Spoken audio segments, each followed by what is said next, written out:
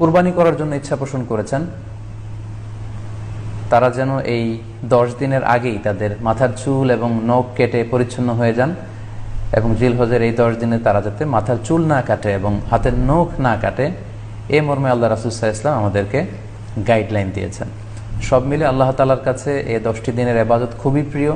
এমনকি হাদিসে এসেছে, যেটা আমরা বললাম, যে জেহাদের চাইতেও বেশি প্রিয়। এজন্য এই সুবর্ণ সুযোগটুকুন যেন আমরা কখনোই মিস না করি। তাই আমাদের সাধ্যমতো আমরা যেন বেশি বেশি নফল ইবাদত করি। আমরা যেন সুযোগ হলে পুরো 10 দিন ব্যাপী আমরা চাইলে নফল সিয়াম রাখতে পারি, আমরা বেশি বেশি কোরআন তেলাওয়াত করতে পারি। বিশেষ করে তাহমিদ, তাহলিল এবং তাকবীর, আলহামদুলিল্লাহ, লা ইলাহা ইল্লাল্লাহ, আল্লাহু আকবার, এই জিকিরগুলো, এই আজকারগুলো পড়ে পড়ে যেন আমরা এই 10টি দিনকে মুখরিত রাখি। আল্লাহ তাআলা জিলহজ মাসের যে মাহাত্ম্য এবং বারাকা তিনি আমাদের জন্য দিয়েছেন, এগুলো যেন আমরা বেশি বেশি হাসিল করতে পারি।